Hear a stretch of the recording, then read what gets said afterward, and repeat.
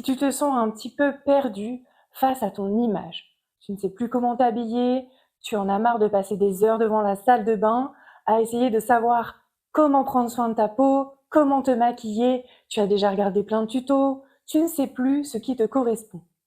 Alors, tu es au bon endroit, parce que là, je vais te parler de Florence, que j'ai accompagnée durant 3 mois, pour que je puisse l'aider à transformer son image et surtout la vision qu'elle a d'elle-même.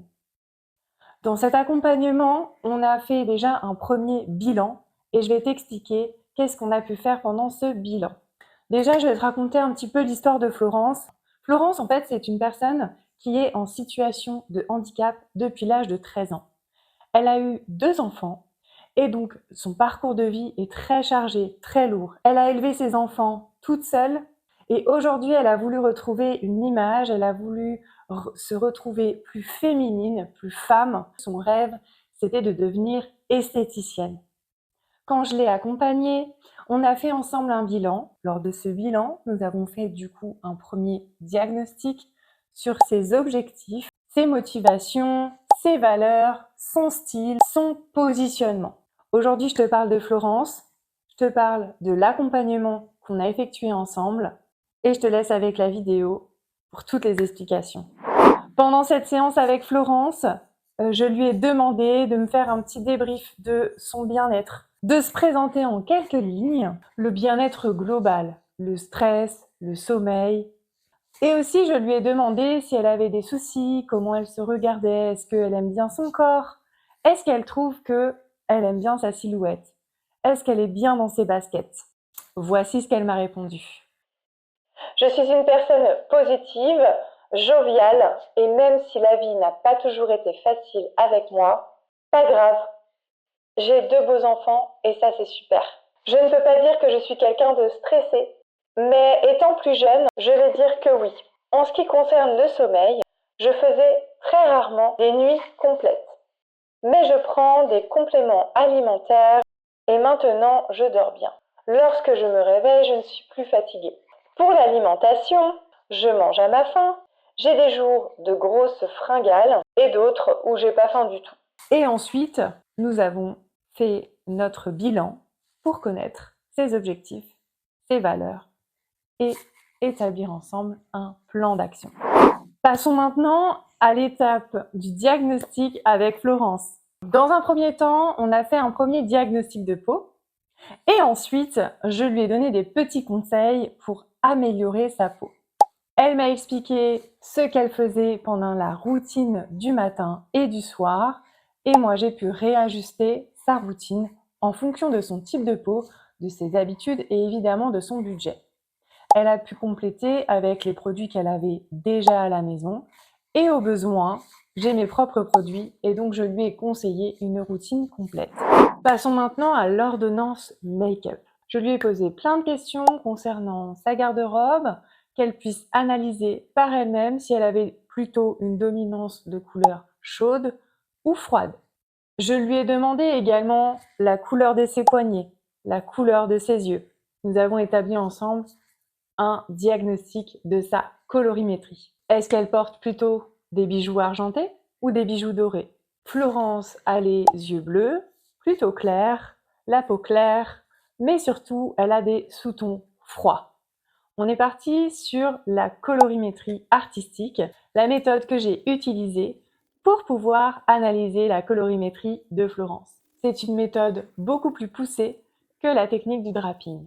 Et je t'explique dans une de mes vidéos la différence entre la technique du draping et la colorimétrie artistique, appelée aussi ADN colorimétrique. Ce qui est très intéressant avec la technique d'ADN colorimétrique, c'est qu'on va aussi analyser ta personnalité. Je lui ai réalisé un nuancier 100% personnalisé. Grâce à cette technique, elle va pouvoir faire son shopping avec les couleurs qui la mettent vraiment en valeur. Que ce soit pour son maquillage, le teint, les yeux, les lèvres, mais aussi pour ses vêtements. Elle va pouvoir aller faire du shopping ou bien regarder même sur Internet les couleurs qui correspondent à son nuancier colorimétrique. Et ça, c'est vraiment génial. Florence est une personne optimiste, joyeuse, avec une stabilité intérieur. Elle est très inspirante et son énergie est communicative. Moi, Florence est une personne qui m'a énormément inspirée parce que malgré son handicap et malgré tout ce qu'elle a pu vivre dans sa vie, elle a une force qui m'a également donné de la force. Après avoir reçu son nuancier colorimétrique, évidemment, je l'ai aidée à pouvoir l'utiliser et ensuite, je lui ai donné des exercices pour sa prochaine séance. Ensuite, je l'ai aidée à trier sa trousse de maquillage. On a analysé ensemble les produits qu'elle avait déjà à la maison et on a regardé ce qui correspondait à son style, à sa personnalité et surtout ce qui lui manquait.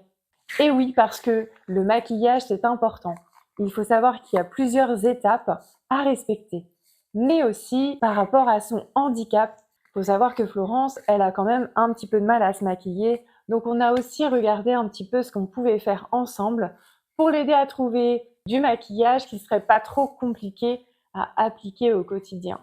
Dans la séance suivante, j'ai analysé la morphologie de son visage et aussi la forme de ses yeux, de ses lèvres, pour qu'elle puisse savoir où placer le maquillage, comment se mettre en valeur. Et oui, Florence a un visage ovale, c'est un visage idéal, mais aussi pour tous ces petits accessoires. Par exemple, ses lunettes.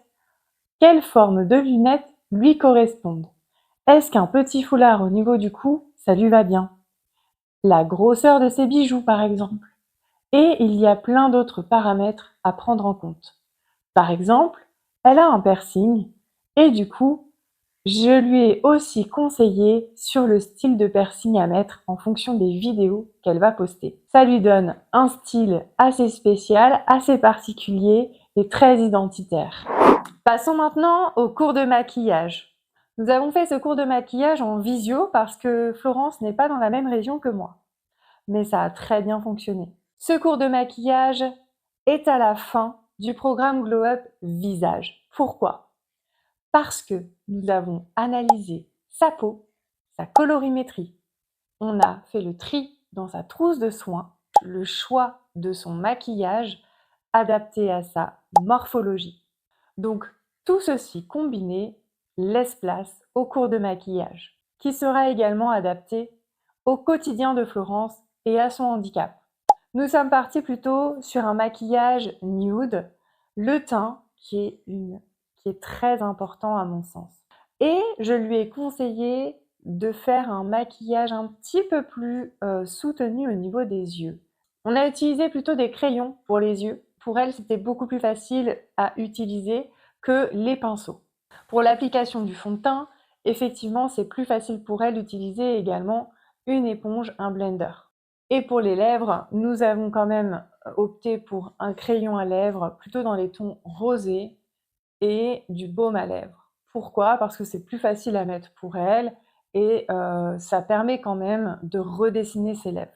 Et puis, je lui ai demandé de prendre des photos d'elle avec ses lunettes, sans ses lunettes, pour voir si ça correspondait un petit peu à ce qu'elle voulait.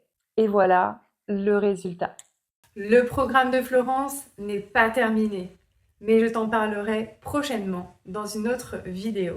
N'hésite pas à m'envoyer un petit message sur les réseaux sociaux. Tu as toutes les infos sur le programme Glow Up ici, sous la vidéo. Je sélectionne avec soin vos candidatures et n'hésite pas à t'abonner et à activer la cloche de notification pour recevoir les prochaines vidéos. À bientôt!